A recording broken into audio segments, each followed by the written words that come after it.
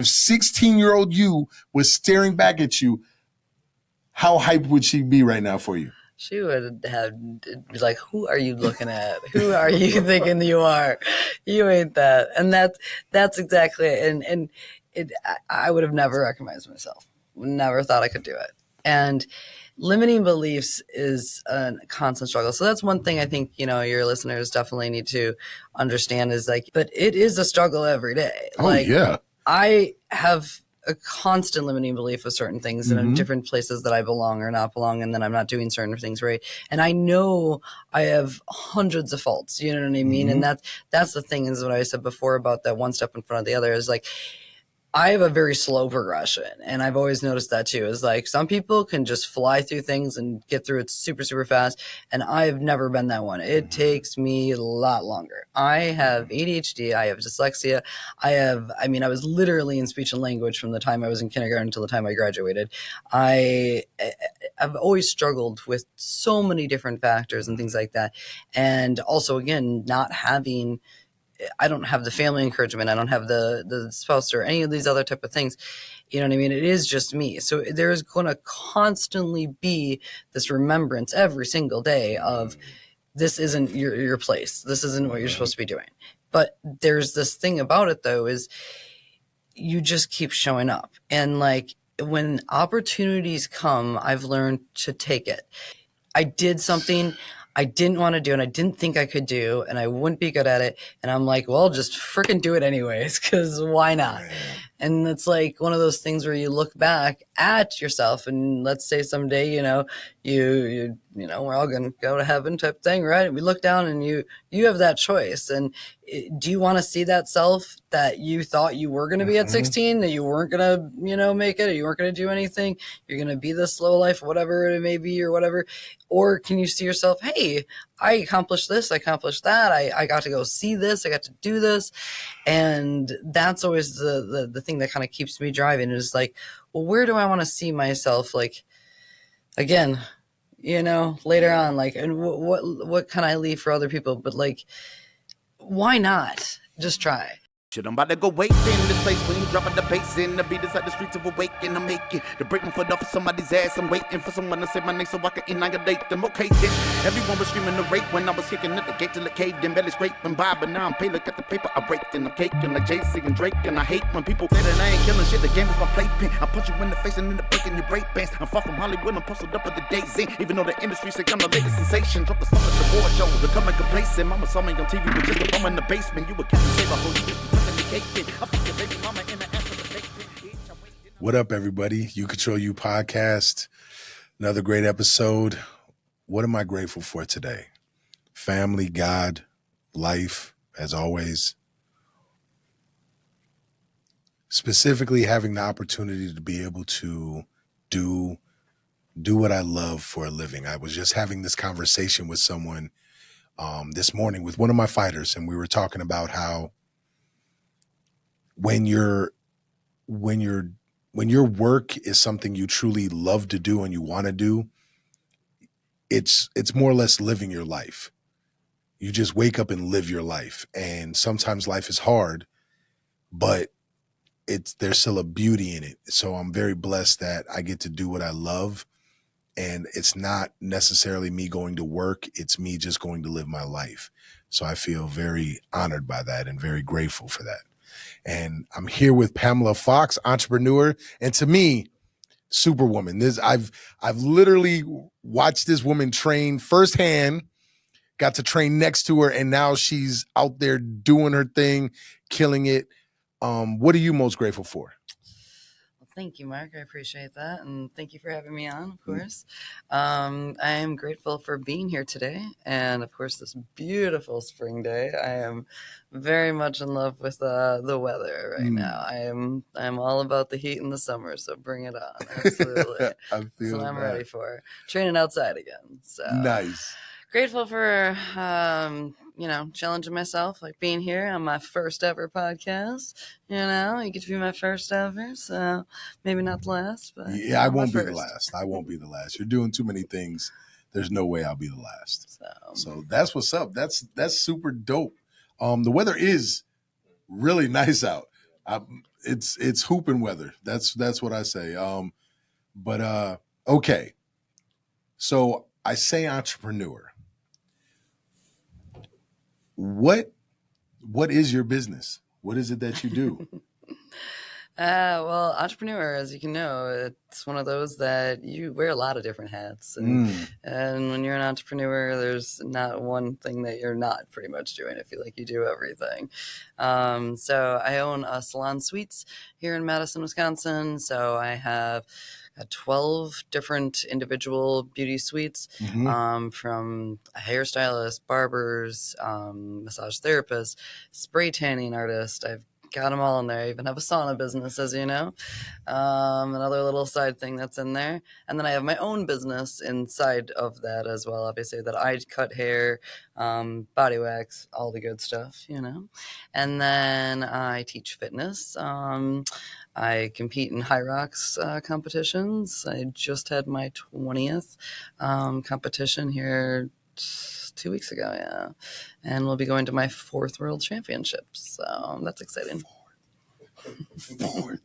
See, when I say superwoman, I mean it, man. I mean it. Before we go back into the entrepreneur aspect of things, what made you want to get into cutting hair or styling hair or any of that type of work? Sure, yeah. When I was growing up, actually, my mom's best friend from high school, she had a couple of them that actually owned a salon and ran one. And my mom was a frequent visitor of theirs, just to, that's how they had their friend time, you know what I mean? They got into the salon, did their hair, and I'd always take along. And I don't know, just something about, one, doing something with my hands. I've always been that person. I could never see myself sitting behind a desk and doing a 9 to 5 or doing a typical type of job like that. I've always been one to work with my hands, be with people, talk with people. Now I touch people for a living. It's kind of an interesting thing, It's kind of interesting. I know a lot of people with pandemic-wise are, a little scared. I definitely am no, my God, I need to get out and be with people. This is not like me. So, yeah, something that I could interact with people, change people's lives. And it's always interesting because it's a lot of times, you see the person, leave, they come in, I wouldn't say a mess, but, needed to be cleaned up one way or another. And then you leave them and they look beautiful, smile, happy, and they carry that on for the next couple of weeks and represent your work, and then they come back to you, and it's kind of a cool feeling that, I've just had a client yesterday, we were talking about, I went into business for myself now. This will be going on my 14th year in business for myself, and he's been a client of mine ever since. I've been doing hair for 21 years, but yeah, independently. So yeah, he's been a client since even before that, which was pretty cool to see. So yeah, actually, I think he had said if we did the math right, he would literally been with me for 19 years. So that's crazy. That's almost 2 decades. Yeah. That's super dope. But that speaks to how dope you are and how much you care to have someone that sees you on a regular basis for almost 2 decades. That just speaks to the volume and the quality of your work. So that's super dope. What made you want to run your own ship and have your own salon? I know we'll get into the suites, but what made you want to run your own salon and not just work for someone else? Well, I did work for someone else for, when I right out of beauty school, went into corporate Regis, worked there for 4.5 years. Then I went into a small business owner, worked under her for another 4 years. And then I've always wanted to be a salon owner. I always, as a little child, when they ask you, what you want to be when you grow up, and I was like, I want to, do hair and have my own salon. I was also going to be the first female NASCAR driver, but to win the Daytona 500, but I never did that one. But don't ask me. That's an odd one for me, but yeah. So yeah, I went ahead and just pursued it. I had kind of actually what happened really is I had kind of a weird falling out with the last business owner that I was working for at the salon, and she just kind of a little jealous of me of certain things and whatnot. And kind of ended it that day. And, you know, I came home and was like, what am I going to do? Like, should I go work for another owner? Should I open up my own? And it's like, I gotta serve my clients here. Like, I can't be out of a job for too long here. And I was like, you know, this is just your chance. And I know a lot of other people were doing the suite rentals and stuff like that. So I was like, all right, let's just open up my own. And my last name being Fox, my dad, of course, was like, well, you got to have Fox incorporated with it, you know?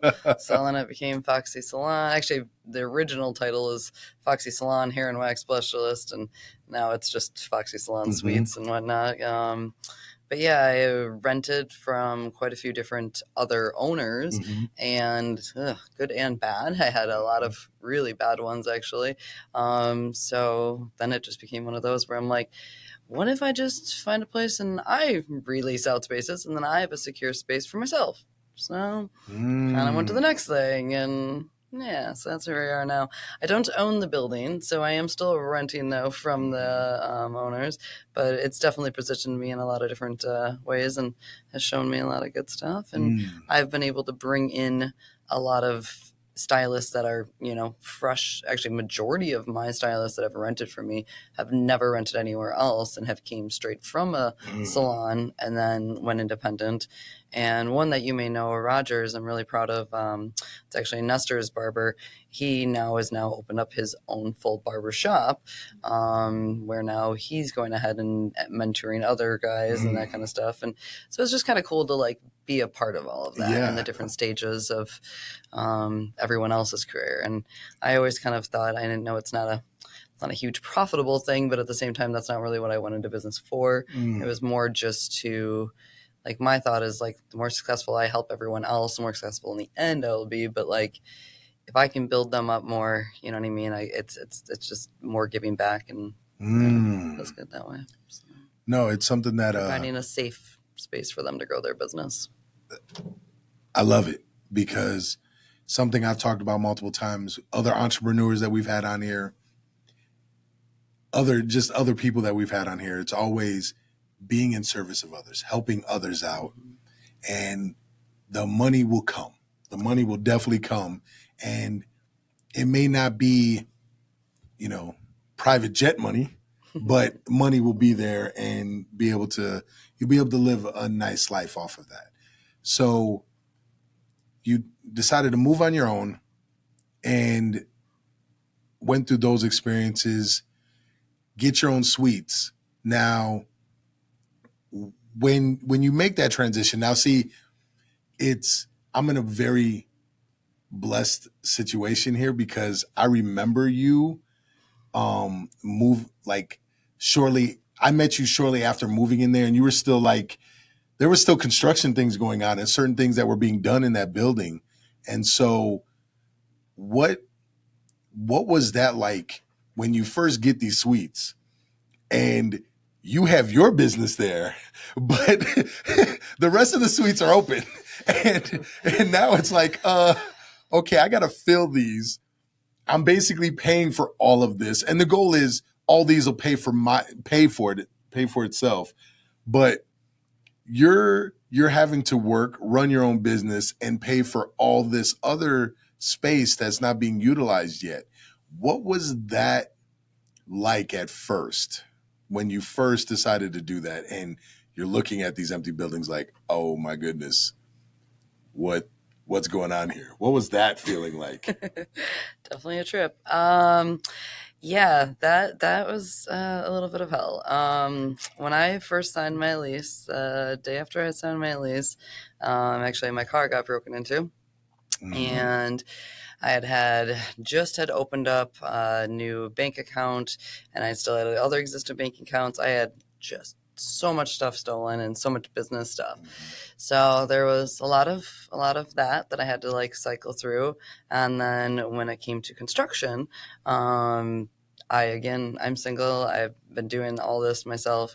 I have no family like backing or no one else that really kind of helped me through. I just I don't know. Sometimes I even look back myself and I'm like, I don't know how in the hell I even did this. But yeah, I went through a lot with that contractor. A lot of things. I mean, I had 9 sinks that all had to be raised up. I had plumbing lines where hot was cold, cold was hot, and turn on one sink, they all go. It was just a disaster. Ran 8 weeks behind, so then I kept having to pay another week at the other place. Luckily, I was able to still keep going because I still had to paid my bills and everything else.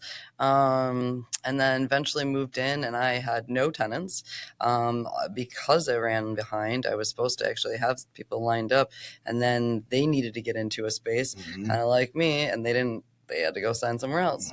So I moved in, and then a month later, my mom actually went into the hospital, and she was there for 6 more months. And it was her deathbed. They said she was never going to make it out. And for, I think it was the first 8 weeks straight, every day I'd go down there and visit her and after work. And so I was trying to fill the suites, run my own business, to make ends meet. I was bartending as I still teach fitness then on the side, doing everything I possibly could just to keep afloat. And then obviously go visit my mother and see her. And it was very, very hard. It was hard to try to focus on one or another. And unfortunately, I did not feel, God, I think I had got my first tenant like 2 months later. And I did have some good clients, though, that really helped me out in the move in and, that kind of stuff. And they understood that I was in construction and I would do, what I could. Obviously, still trying to keep myself afloat in fitness and that kind of stuff and get going, which Carbon Below Me really helped with that. And then I didn't actually get my full suites in. I was 2.5 years into it before I actually filled all of them. And it was actually after the pandemic when I finally had filled those suites. Otherwise, yeah, I sat half empty for a long time while trying to pay back all of the different bills. And I did things the wrong way as far as taking the money out of different places and again, running behind. And then my accountant, sadly, it was like a couple days after I moved in, had left. And then lot of issues because then I have all those different bank accounts. I had all these different things that had to be redone. I had loans all over. It was quite the struggle. It was. But I pushed through it. Unfortunately, my mom did come home then 6 months later, but then she wasn't the same. She wasn't quite there, and she was able to survive for about another 6 months at home with a lot of care from family and everybody, and then had passed away then that following year. And so then that was a whole nother struggle bus to kind of go through and to deal with all that. And again, just being single and making it work. And it's always one of those things when you are going through hard times, you just do. You look back at it and you're like, how did I even manage? Even like now when there's not anything, that's like major, but you're just like, oh, I can't get this done and this done. But then it's like when those things hit hard, and you're just like, something comes out of you and you just make it work. You got to just push through it. Just never quitting, never stopping. What's the word? Excuse me. Corey used the word a while back, resilience. When I listen to you speak about that, and again, excuse me, I remember coming up there and somehow you still would have a smile on your face. You would smile while training. You would just say, when we talk about the suites, whenever you talked about the business, you never seemed like you had a doubt. And for someone that just took over a gym and bought a gym and had 3 clients at the time and was watching the savings account just disappear, that was inspiring for me. And I should have told you sooner, but that really was inspiring to me to watch you believe in something so much and to not give up on it and just watch you go. I was like, damn, yeah, just keep showing up and doing the work. And that was awesome. And the fact that you were going through so much and you just, how easy would it have been just to sit down and say, I can't. I can't. I'm just going to curl up under my blankets. I can't. And every day getting up and doing it. That's absolutely amazing. And it like now the proof is in the pudding. Because I go up there now.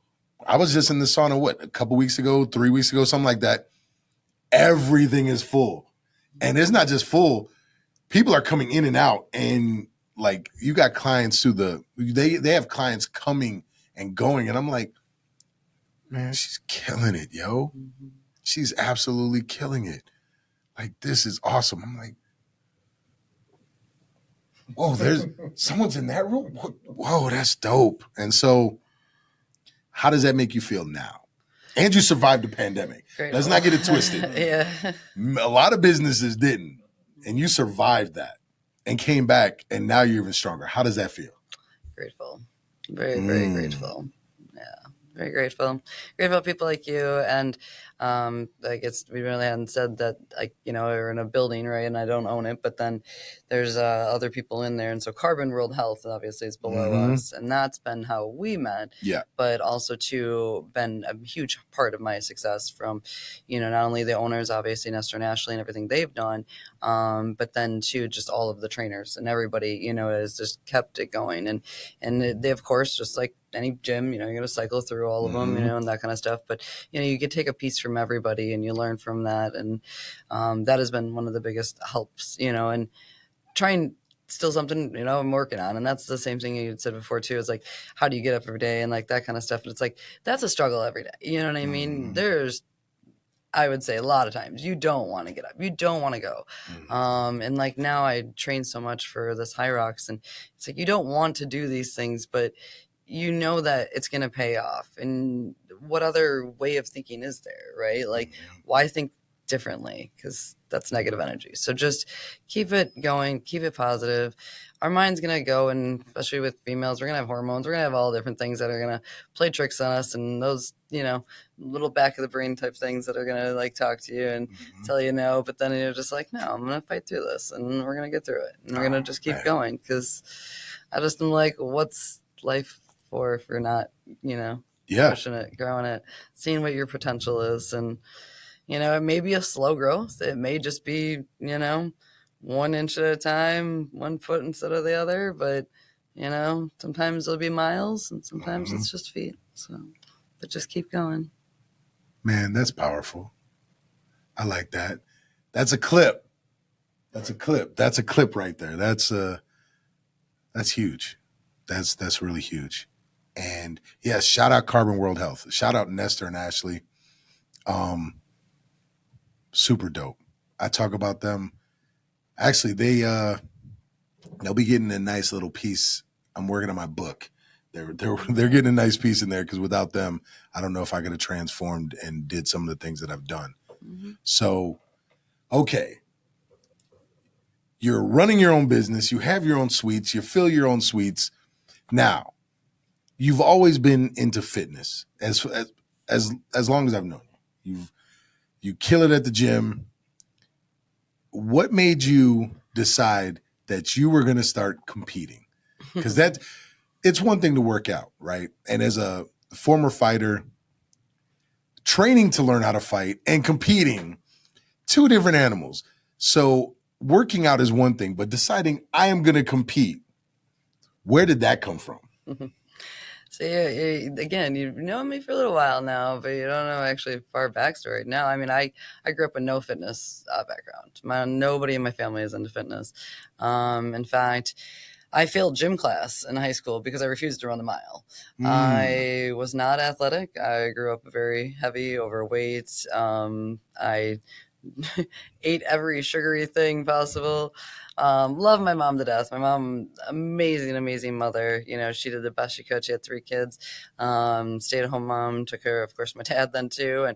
We lived out in the country, so there was a lot of, the driving and everything like that. It's not like we could just go on our own places. But she was one of those that would never say no. So she was a smoker, and like I even became a smoker at the age of 15, and then I smoked for 16 years. Kind of just became a rebel. My brother was a smoker. Everyone kind of, and I went into a different aspect of things. So no fitness, nothing. That was not my background. Then I got into my early 20s, and I don't know. I actually had kind of an old boyfriend that was like, "Yeah, you want to lose weight? You should start running." And then I literally just taught myself how to run. And that's how that fitness journey kind of started. It was in my early 20s. Otherwise, high school, I've never competed in anything in my life. I never did sports. Middle school, they put you in a semester or whatever it is, I think I did basketball and volleyball. And even then, every time only my mom would come to take me because he has someone to drive me. But then she'd be outside smoking and be like, "Mom, I'm going to play. Can you come inside and watch me?" But it was never a thing of like encouragement in our family. In our family, it was like one of those that, if you remember like Back to the Future movies and Doc Brown and, and he's like, "You run? Who runs for fun?" Like, run. And that's literally what my family is like, run. What are you talking about? You run if you get chased or something. That's what you get, run. Now I'm sitting here freaking running 30 miles a week. It's crazy. But so that was the start of my fitness journey. It was kind of that. And then just kind of progressed, and I remember when I first taught myself how to run, it was like, well, let's just run for a minute and then walk for a minute. And I bought a treadmill and I bought a TV that had a DVD player connected to it, and I put in front of it, and then I rewatch episodes of Sex and the City and Home Improvement. Love that. It's great. Yes. Yep. Kept me going. And progressed, up to there. And then I started doing, like the 5Ks and 10Ks just for fun and for charity. Had a bunch of those. I got tons of shirts of those, of course, because that's what you get. And then, let's see, I started Dragonfly, actually. That's where I had one of the places I rented from was in the same building as our Middleton location. And crossed paths with the owner of Dragonfly, Megan Ryan, and she was looking for someone to trade with, to have her do her hair, and then they get at Dragonfly we have yoga, fitness, all the good stuff. And I remember when she said that, and I was like, yoga? I don't do yoga. I just run. I didn't do any weightlifting whatsoever because I didn't say this earlier, but I was at one point, my heaviest was like 200 pounds. Then I got it in my head that, again, it's always things that stick in your head in different places.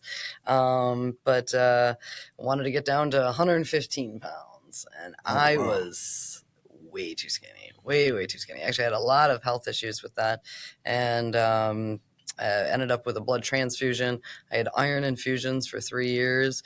Every couple months, I'd go in for a series of iron infusions. Oh, wow. I think a lot of it was just not eating enough, right? Not getting enough protein in, not taking care of myself that way. Nutrition is absolutely huge when it comes to your life and your body. And I wound up with other health issues. And so it was funny when Megan had said, to trade. And I'm like, no, I don't do that. But then I was like, all right, let's give it a shot. Why not? So from there, fell in love with their power up classes that now I teach. And then a series of, it's called Bikram, is the type of yoga that I like. Kind of fell in love with that. And so that kind of progressed into another whole thing, and then moved into where I was at now, above carbon and everything. And it was actually that same year, I quit smoking cigarettes, which is great, obviously. Actually, just last month here, I hit 9. Oh my God, I'm thinking it was 8 or 9 years now. 9 years, smoke free. And I was actually the first in my family to quit. Everyone else was the smoker, and now everyone's not smoker anymore. But I started gaining weight, and that's just kind of a natural thing because smoking is a metabolism booster, and I'm not encouraging anyone to smoke, but it definitely does have that, and it's an appetite suppressant. And that's the first time I ever worked with a trainer. And if you know Ernest Thrillock, he was over at Princeton Club, and he got me to do my first ever push-up on my toes. And like he'll always say, I didn't get you to do it, you did it yourself. But it was just the right like wording, the right courage, the right, you know what I mean? And I finally got that one push-up in. And if you know what that like feeling is of doing something for the first time, and then you're like, oh, I want to do this again. Yep. Okay. I want more of that. All right, let's try to, we go for 2. But same thing with my running, you know, let's do one more, you know, it's always that power of one more. And from there is when I linked up and I got over, I was actually looking at Carbon space. So I was actually wanting to put my booth rental into where their space was first. I got pulled away from that into a project downtown where then that was supposed to be like a full salon.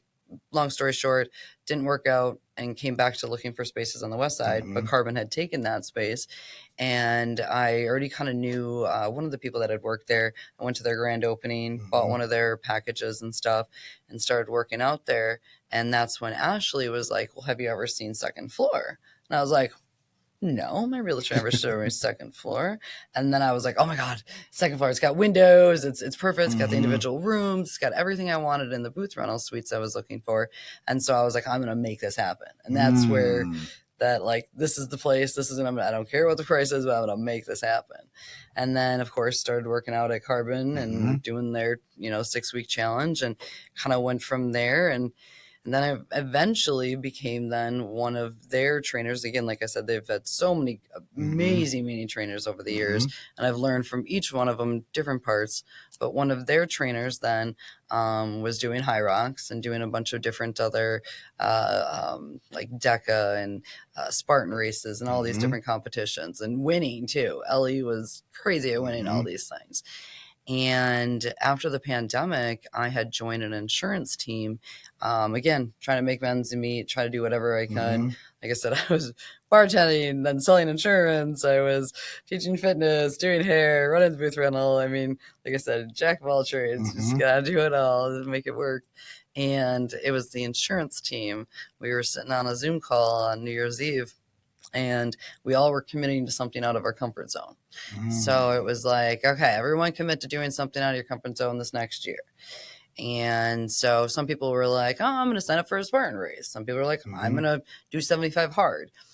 Some people are like, I'm going to read a book, every month. And we all just kind of picked something that was different and out of our comfort zone. And I was like, well, there's this thing called High Rocks, and there's a competition in 3 weeks in Chicago. And I know a trainer downstairs, and I'm going to sign up for that. This is like, why not? I have no prior training, no real experience in it. I mean, Ellie, don't get me wrong. Of course, she, gave us some insight and stuff, but that's not what Carbon is. They're not, set up necessarily that way. And I had never again competed in anything. And I went out there and I did the thing. It was not like when I look at what I did then to now, I'm like, oh my God, that was crazy. But you didn't really know. But back then it was also, High Rocks was just starting up and they were a lot smaller. And that I had gotten 4th place in my age group. And let me tell you, I ran an extra lap and then, I skipped a lap. That's what it was. I skipped a lap for one of the beginning ones. And then later I was like, well, I should back up to what High Rocks is. High Rocks is an 8K total run broken down to 1K runs. In between each of the 1K runs, there's a functional fitness exercise.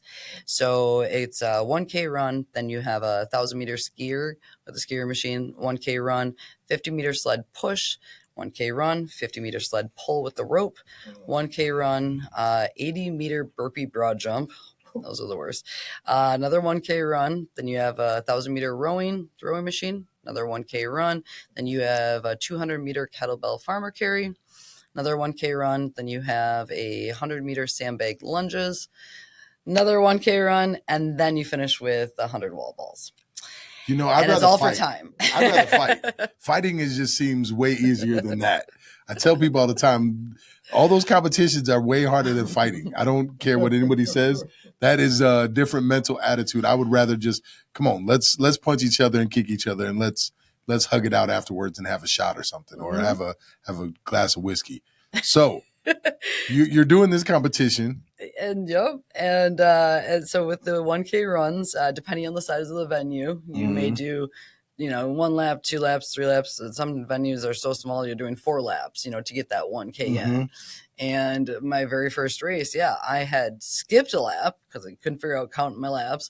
And then in my head, I was like, well, what if I just run an extra lap later, if that will make up for it? No, by the way, you don't get extra credit or anything like that. You get a penalty, and then you just actually get now longer time added on. So that was an interesting race, a good life lesson. But it got me qualified for Worlds, though.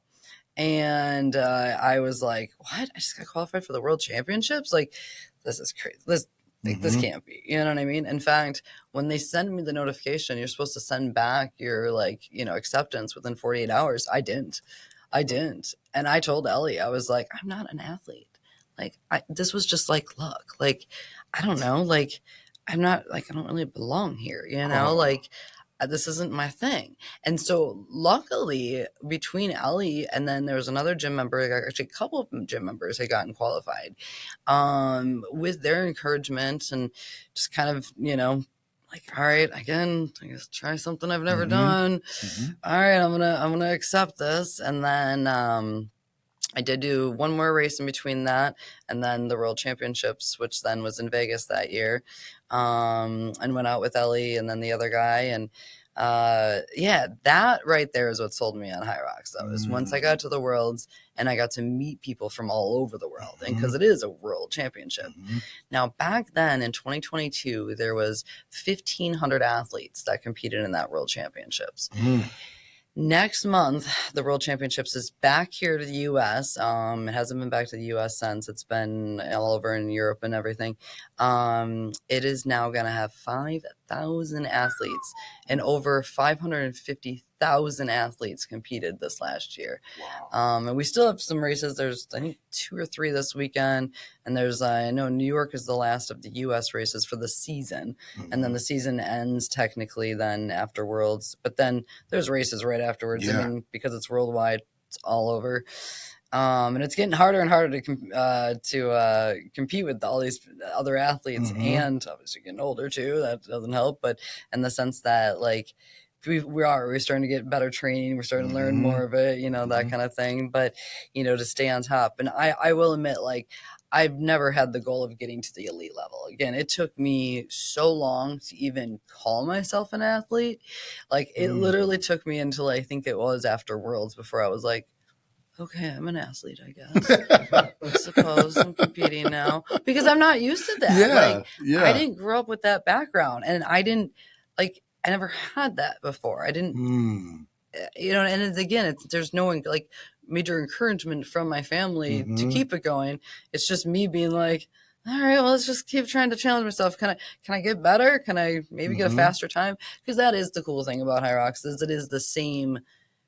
It's the same setup. It's the same thing everywhere you go, but every venue is different. And your travel is going to change, and your body's going to change, what you did your stress. And that's one thing I'm still trying to manage. 20 races in, I'm still trying to manage my stress and then what it does to my body and make that work to have a good race, and I've been, I shouldn't say lucky, but I've been able to kind of figure out certain things to keep me going, but I still haven't hit where my goal levels are. It's interesting. Like, there's still more goals and more things that I'm like, I think I can go a little bit more. I can get a little bit more. But that's always that in the back of my head, that power of one more. Like, just doing that one more. Can I get one more? Can I get a little bit faster? Can I get, but then also too, not even faster, but just learning a different technique or trying something different and learning from other people. This is the first time I've really hired like a coach for this going into this one. So I'm under now the hybrid engine training program, and a lot of volume, a lot of good stuff, but just keep going. And then, from there, one thing, well, a lot of things, but it's that mindset of then, can I keep going? How far can I get with this? And that next year afterwards, I competed. I actually got qualified with an ex-boyfriend and I were dating. We got qualified. And then that next month I went out and got myself qualified for the World Championships. That year was in Manchester, UK. And I, month after that, broke 4 toes. Ooh. And back again to that just like determination and that like, you know, like I have to keep going. I can't stop. Like, because I have this World Championships and like, I think that happened in January and I think Worlds was at the end of May. So it's like, yeah, I mean, I had like 4 months and I'm like, you can't, like, I can't run. I didn't run for 11 weeks, but I wasn't going to give up. I wasn't going to just stop. I wasn't going to be like, oh, well, can't run. That means I can't do anything. So I just grinded it out the best I could with the equipment that I could. So the assault bike became my best friend, which now I hate the assault bike, but you know, I mean, what can I say? It's a great machine. But I mean, I just did anything I could just to keep going and having that mindset and to keep myself, onto that next one. And then, the way they had it set up that year, you couldn't really run multiple races, even though I got I got qualified in 2 different categories. The way it was set up, it was like kind of one or the other. So I was going to actually, after the boyfriend and I had broken up, I was like, oh, well, I'll just do the solo. It's kind of funny because when I went into that, we were still dating. And I remember going to that race and a lot of people were like, oh, you already got qualified. I was like, yeah, but what if it doesn't work out? I got to get myself qualified just in case. You put that energy out there. Oh, yeah. And that was, you know, and it was funny because I have on my Instagram a video of me doing a live that I did going into that race the day before when I flew out to California. And I had just ran a race. Him and I had raced, but then the month before that, I did another solo and I ran another extra lap. And I missed my world qualification on that one. And that was the fuel that actually kept me going to do that next one, because I did it again. And I was like, you ran another lap. Like, you need to stop running extra laps. I had that power one more, but you know. Yeah. Sometimes you're like, that extra lap was not a good idea. That was not what I needed to do. And so then that's where going into Anaheim, when I did that race, I was just like, I've got it. Or was it? Anyways, it was a California race. And I'm like, I have to get this. I've got to get this qualification. Like, I've got to get on the podium. And I had never got on the podium at this point. Like, I'd always gotten fourth, which had always gotten me a qualification, but it wasn't that podium spot. And I was like, I want the podium spot. And yeah, I remember that was a rough race and I gritted it out and then I got it. And that was one of the best feelings ever too. And to like say that I had fought so hard and then I actually finally achieved that goal, you know? And I think that's what's kind of been keeping me going is just like, all right, even on those, like, I mean, today is a double threshold day, you know, and it's like runs and it's grinding and you've got a couple hours of sessions and you break them up obviously, but like those second sessions, and especially after standing all day and talking all day and everything else, I'm like, I don't want to do it, but I know that it's going to pay off. Yeah. And I know those like hard days, same thing with like, you know, painting walls at midnight in the salon, you know, like they're going to pay off eventually. You know, you got to have that faith and you got to have the belief that it is going to come through. And then if not, what's your alternative? You know, I mean, love that. It's got to get going. Yo, you can, first of all, wow. I love everything about that. And I think everybody will love everything about that because it's something about choosing to just want to get better at something. And again, not just going to lay down. I'm not just going to stop here. I want to do better. I want to do better. I want to do better. I want to do better. And the fact that I love the transition where you talked about you finally accepted that you were an athlete. That means your confidence level changed. You finally accepted the person that you were becoming. And that is like such a pivotal moment in someone's life when you just choose, first of all, when you do something that's uncomfortable, Mm-hmm. completely out of the norm, enjoy it, and then accept this path. You did something dope. Okay, I'm going to Worlds. I'm an athlete. Now, some people would have said, yep, I'm an athlete. I made it to Worlds. Whatever I do, I can do. You, on the other hand, I'm an athlete. I'm going to Worlds. That's not enough. I want more. I want to become the greatest that I could become to get there. And the fact that now you're doing specific training for that shows that. I would, this is something that I had to do as a fighter, something I do with my fighters to navigate that stress when you are an athlete, when you are about to do something incredible that very few people do, that almost nobody would understand. I have to imagine, even though you said there's 5,000 people that'll be at Worlds, Mm-hmm. that's a lot for that event. But in comparison to the world, that's a very small number. Mm-hmm. So what you're about to do, not many people would even attempt to do, let alone can do. When navigating that stress, I would say, have you learned, I'm guessing you have, and maybe you haven't put a name to it. Have you learned that other side of you? Have you seen that other side of you? So I'm sitting down with Pam right now, right?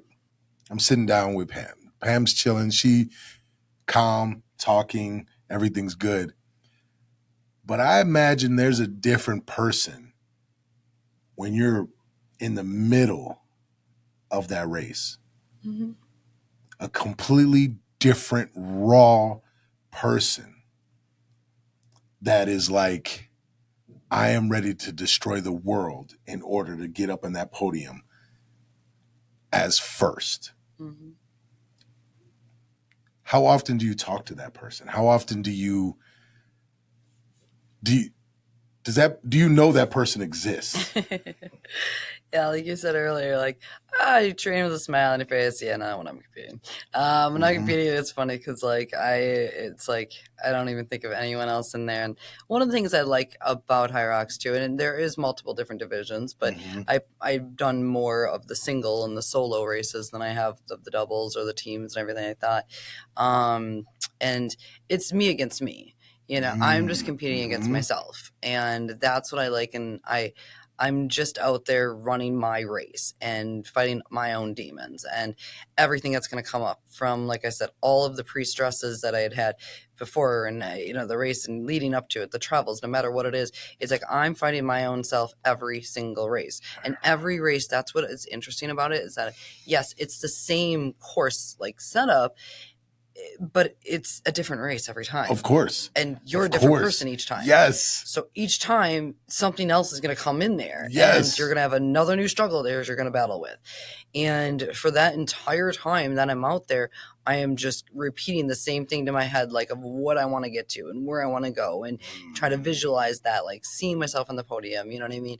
And like sometimes, like when I go out to a race and I'll put on my clothes and take a little selfie and I'll be like, okay, this is what you're going to be wearing at the podium. This is what you're going to do. Ooh. And one of the people that leads us off in the race, Danielle Gardner, is amazing. She is the High Rocks hype girl of the North America. But she always says, where do you want to see yourself there? Where do you want to see yourself, during this race, after this race? Where do you see yourself at the end? And so that's where I visualize myself, try to be there at the end, what my goal is. And so I had actually recently put that on my Instagram that I take, and I started this actually last season. So I kind of didn't finish that with the other worlds then. So I went to Manchester, did that one. Actually, I just got a new partner instead of doing the solo because of the broken toes. I was like, it's my first race back. Let's just replace my partner because I couldn't do both. Okay. And then the next season it was the entire season, all of last year, I fought to get that next world championships. And again, with the like recovering from the broken toes and everything like that. And there's still issues there, but I don't let it, try to bother me. I'm like, can I get faster? Can I get more? And that was my goal last year of like, just get back into the worlds, no matter what it takes. And I literally did, I think it was like 7 races or something like that last season, 6 or 7. And it was the very last one, 2 weeks, it was like 2.5, 3 weeks before. So next week actually is my birthday. I'll be 41. And so last year when I was turning 40, went out to Nicaragua for my birthday just to do me, kind of do my visualization, do my focus. Came back, went and raced a couple days later, got my first place, got my championship qualification, which is what I've fought all season for. But I always think about that too, is like, I always like, we always look at like, well, why do I have to go through this? Why did I have to do this? Blah, blah, blah, blah. And I always love it. Ed Milet always used to say, and still does, and I think a couple other entrepreneurs say, it's like life is happening for you and not to you. Yes. Okay. So you're not a victim, and this is always happening for you. And I look at that and I remember like thinking, God, why did I have to run so many races, to get that? But then it's like, when I finally got that, it was like, oh my God, this is why. And like the timing and everything, and it was. And then 2 weeks after that was Worlds in Nice, France. So then I had to scramble to try to get a Nice trip planned and everything else, which obviously turned out to be amazing. It was great. And then here, now we're into this next season where again, then you have kind of the summer off and come back in. And here I have won a couple of races now in my age division in the open waves. And because of High Rocks growing super fast, great. They've changed their qualifications. And again, it's making it harder and harder to get qualified. And unfortunately, my age group now in the 40s doesn't have as many qualifying spots. And so even though I've gotten first a couple times this season, it wasn't enough. And now actually going into next season, only the pro category will be able to get it. Open, the difference between open and pro is just the weights that they do. It's the same race. A lot of people will say, I mean, they're both hard, and some people would say, and you're running faster usually in the one, but I mean, again, it's still a competition no matter what it is. But it wasn't until the U.S. Championships just now 2 months ago that I get that qualification. But I've ran now, I think there was 5 races prior to that I had ran, this season. And again, same thing, where I thought I was going to get it, and nope. And it's just like you kept fighting and kept pushing, because I was like, I'm getting this next one. And so it's at Carbon there, we have like a little goal board of like, what you're going to do for the season. So like I got my goal on there, like get qualified for High Rocks again, get that World Championships. And so now I got my qualifications, so that great. Next month here, like I said, in Chicago will be my 4th. And next season, I mean, I haven't made up my mind. I mean, I think most likely my goal will be to get qualified again. I do love this sport and I love everything about it. But yeah, I just kind of pick another goal point, another challenge. Can I get there? Can I do this? Just keep going. And it's amazing what you can visualize and you see yourself. And that's where I was saying before, when the post that I made, and I did it right before the last Worlds, I took little pictures that I found online of what the world qualification looked like, of like the email they send you, right? So I screenshotted that from someone else's because it wasn't mine. And then last year was Nice, so it had like a background of Nice. This year it's Chicago, so it has a background of Chicago. And, it has all of these things on there that like represent that. And it's on my phone. So every time I open my phone and I look at it, that's all I see is, you are qualified. Congratulations, you are qualified. So before it even happened, I'm visualizing it and I'm looking at it every day, and every race before the race, I'm like, all right, this is what your goal is. So yeah, I think that's like where a lot of that visualization and just mindset wise goes, is just the focus on that angle. This is something that is talked about often, and for me, I speak about it probably every day, the law of attraction. And it's something that, as a coach, constantly talking to my fighters about. You have to see it. You have to see it. If you can't see yourself there, how are you going to get there? Mm-hmm. You have to see it. You have to believe it. Our mind doesn't understand that it's make believe. So it will do some impossible things to get us there. And it will allow us to push any limit that we think we have further, because in all actuality, we are very limitless. Mm-hmm. And so hearing you talk about this is incredible. It's something that I just broke this down to my fighters on Tuesday. I was like,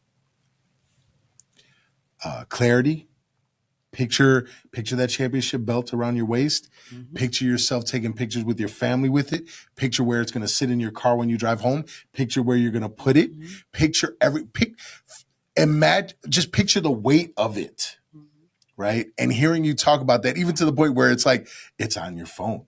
Mm-hmm. Like if I brought you to my gym right now, I have multiple things taped to my desk. I will own 3 gyms. They're all making X amount of dollars. I'm coaching this. I'm doing this. I'm going to speak to this many people. I'm going to do, it's like, I have it so ingrained in my head. I know the biggest place I know how many people I want to speak to at one time. I have that number in my head right now. I picture myself walking in a truck, driving to it. I picture exactly how it's going to go, who's introducing me. It's just there. So you have to have clarity of it, and then you have to do the work. You have to do all the work, and listening to you, nothing is stopping you. Nothing is stopping you. It doesn't matter that you used to smoke. It doesn't matter that your family, you didn't grow up in a family that trained. It didn't matter that you're trying to run a business and you don't have all the spots filled yet. It doesn't matter that you broke 4 toes. It doesn't matter that your relationship didn't work. It doesn't matter. It doesn't matter. It doesn't matter. It doesn't matter. You just keep up. You just keep getting up and doing the action, and you're not waiting until tomorrow. You're doing it now. Mm-hmm. You're absolutely doing it now. It's something I call CAN.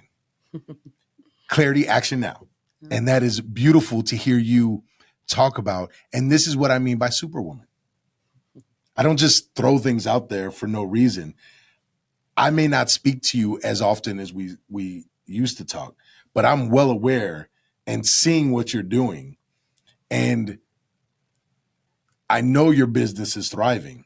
It's beautiful to see from afar and watching you continue to kick ass.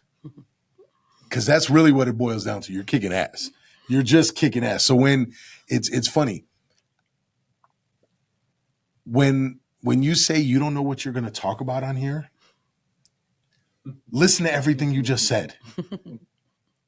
Listen to that. And now I hope that you can walk around. You're not just an athlete. You're not just an entrepreneur. You're literally fucking Superwoman kicking ass. Like, that's what you're doing.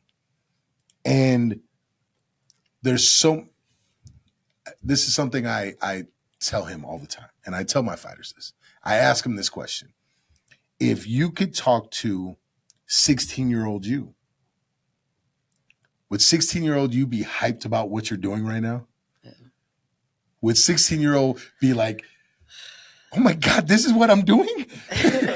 Because you mentioned Back to the Future, like, right? If 16-year-old you knew you look like this, you ran the business the way you're doing it, you're competing. If 16-year-old you was staring back at you, how hyped would she be right now for you? She would be like, who are you looking at? Who are you thinking you are? You ain't that. And that's exactly it. And I would have never recognized myself. Never thought I could do it. And limiting beliefs is a constant struggle. So that's one thing I think, your listeners definitely need to understand is like and thank you very much, and it's really great that you're saying that, because I get to leave now here just like what I help other people with in the chair and that kind of stuff, you know what I mean, with that confidence boost, with that extra thing. But it is a struggle every day. Yeah. I have a constant limiting belief with certain things and in different places that I belong or not belong, and then I'm not doing certain things right. And I know I have hundreds of faults, you know what I mean? And that's the thing, is what I said before about that one step in front of the other, is like, I have a very slow progression, and I've always noticed that too. Is like some people can just fly through things and get through it super, super fast, and I've never been that one. It takes me a lot longer. I have ADHD, I have dyslexia, I was literally in speech and language from the time I was in kindergarten until the time I graduated. I've always struggled with so many different factors and things like that, and also again not having. I don't have the family encouragement. I don't have the spouse or any of these other type of things. You know what I mean? It is just me. So there's going to constantly be this remembrance every single day of this isn't your place. This isn't what you're supposed to be doing. But there's this thing about it though, is you just keep showing up. And like when opportunities come, I've learned to take it. Do you know, like this being the first podcast, I no. You don't understand. I didn't sleep at all last night. Wasn't feeling that great about this. I was like, this is going to be bomb. I took all these different like notes. I've like reread on my way here, but this is again back to the visualization thing. Like I had put all this stuff out and then it was literally, this is all that I printed out. Not that I'm looking at it, but like re-listening to it, like you put it on your phone and then have it speak to you. I've redone all of these things and listened to it now 5 times today, including last night and everything. Why? Because I needed that. Like I needed that, like, you know, but the thing is also, it's the exact same thing as what I have done before. Stepped out of my comfort zone. I did something I didn't want to do and I didn't think I could do and I wouldn't be good at it. And I'm like, well, just freaking do it anyways, because why not? And it's like one of those things where you look back at yourself and let's say someday, you know, we're all going to go to heaven type thing, right? We look down and you have that choice. And do you want to see that self that you thought you were going to be at 16, that you weren't going to, you know, make it, or you weren't going to do anything? You're going to be this slow life, whatever it may be or whatever. Or can you see yourself, hey, I accomplished this, I accomplished that. I got to go see this. I got to do this. And that's always the thing that kind of keeps me driving is like, well, where do I want to see myself? Like, again, you know, later on, like, and what can I leave for other people? But like, why not just try? I remember my brother once had said something along the lines of, oh, that's brainwashing yourself by all the self-talk. And because I listen to podcasts all the time. And I'm always like, again, re-listening to things, constantly feeding my brain with these type of things. And he's like, that's brainwashing. And I'm like, well, what's the alternative? Do I really want to be putting negative things in my brain and things that are not good? No. Fuel yourself. One of the other things that I recently kind of came through and was thinking about this too, it is like, let's say you were given a car, right? And you have one car to drive for the rest of your life. And this is the only vehicle you'll ever get for the rest of your life. Are you telling me you're going to go ahead and never change the oil? You're not going to go ahead and put the right fuel in it? You're not going to clean it? You're not going to, no. If you have one car the rest of your life to drive, and that's the other thing, and even myself who doesn't sleep as much as I need to, I know I need to, I literally, as I was thinking about this reference, I was like, again, and this is how I make it through every single day. I kind of think things through this way. And I like dawned on me when I heard this and I was like, oh, you're not resting. You can't run the car all day long and then never rest, right? Your car needs to have a break, right? Otherwise it is going to blow up. Exactly. And I'm like, wait a second. What are you doing to yourself? You can't just you need to learn how to rest more. And I need to have that recovery. And I need to like dig in order to compete the way I want. And that's where I even said, even this last race I just did, I was like, you need to manage your stress levels better. And I had the race and I had to change the dates and the categories and just a bunch of stuff. And I did it actually because I wanted to give back more to other people. So I became a head judge, and my role and whatnot, the opportunity came about, and I decided to actually, because it was my 20th, and because more or less I had already got my qualification, and I was there just to kind of feel out some certain things and whatnot, and to be there for other people at this point, still being there for myself. And that was the struggle, but like I changed my race so I could then have this opportunity of this head judging role at a position I really wanted, because I want to grow more in that aspect of the things too, and on the other side of High Rocks. But when it came down to it, I thought about it later, and luckily, I should say luckily, but I was able to manage a decent finish after all. It wasn't what I wanted though. And that's the thing, is I still didn't get what I wanted. And I know it was because I wasn't rested. Mm-hmm. I did not feel the right way. I did not de-stress myself enough times. So now here going into Worlds, that's why I'm like, all right, this next few weeks here, you got to buckle down. You got to get, that's why I hired a trainer. You know what I mean? Like, and I'm getting better with that. It's always been hard for me to spend money and to do those type of things, because I'm like, oh, you know, I can figure it out on my own. And I do, but I feel like I could do better if I then learn from people who are better than me. And that's why I do keep showing up to different stuff and challenging myself that way. And I'm relearning that vehicle thing. I'm like, this is the only vehicle I have, you know? So when it comes to my fuel and like everything, you know, try to be as strategic as I can. I mean, you're going to have slip ups. I'm going to have, you know, different things that are going to come up, and there's going to be, you know, reasons like today where it's like, all right, well, I really want to make sure, you know, at least I have some of this prepared. But then when it comes down to it, I'm like, I don't care if it's a nap I got to take later, but you got to find time to rest your vehicle or rest your body and to make everything else stronger. And, yeah. What I love about everything. I can ramble. So yeah, no, you're good. What I love, basically what you just talked about, is when you were talking about your brother, our brain is going to be filled with something.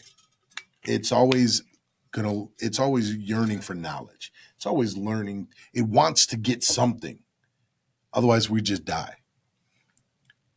What you feed it is so important. And you hit the nail on the head. Why not something positive? Why not self-belief? It's funny.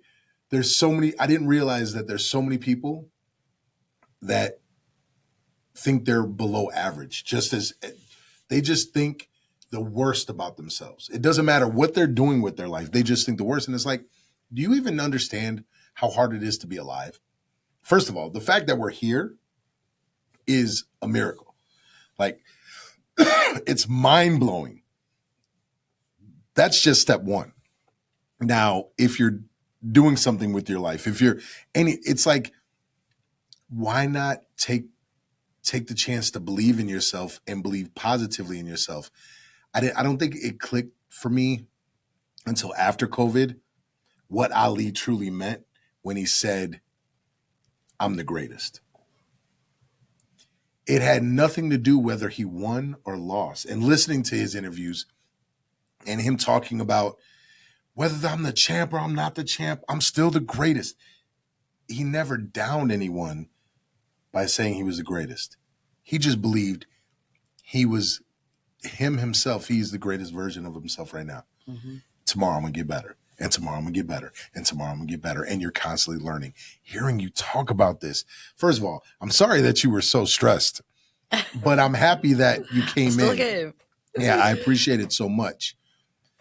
This is why I wanted to talk to you though, because the gift I have, it helps me night and day with this. It helps me with coaching. I just see people for who they are, regardless if they see themselves like that. So when I knew I wanted you on here, I knew exactly why. I didn't know how in depth. I didn't know a lot. I've learned a lot of things about you on this journey today, but I knew why I wanted you here. And your story is absolutely amazing. And listening to the transformation and the understanding of your own mind and obstacle after obstacle, that's absolutely, like, I hope you inspire not just women, but I hope a whole bunch of people get inspired by you out there that are like, oh, wait a minute. She got into this. She became an athlete basically just because she wanted it. She was just going to try something different. Hey, my insurance company said, let's try something different. So I'm just going to try something different. And you lived outside of your own comfort zone and found something dope. To me, that's absolutely incredible. So before I let you go, the podcast is You Control You. And I believe a lot of times a lot of people don't control their own car, right? Mm-hmm. They're not in control of their own mind. They're not in control of what they do. They're reacting to everything instead of just able to live their life. They're surviving.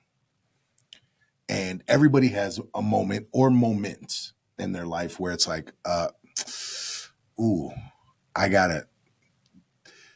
don't like the direction that I'm going in right now. And I'm recognizing I'm not actually driving.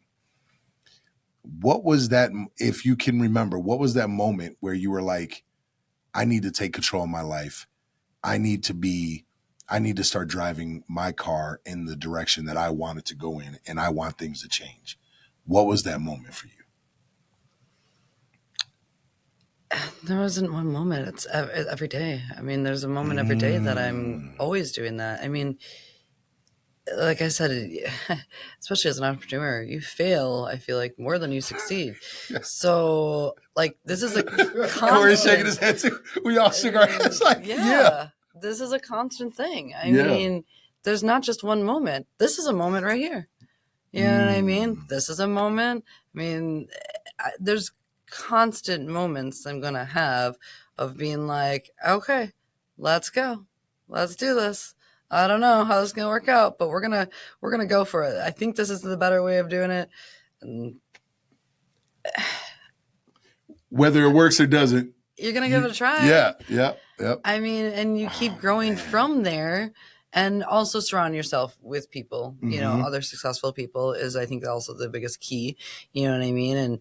And finding other people that you inspire you, whether it be from podcasting or in person and whatnot, and just finding that, you know, source to kind of go to and lean off of and fuel. And yeah, I don't know. Moments, like I can't think of like one specific moment. I feel like there's just a constant array of moments of awakening things of like, yes. And all the different limiting beliefs that I've had throughout my life, and constant limiting beliefs that, like I said before, get fed to you at a young age and you stick with. And then I'm like, but why can't I?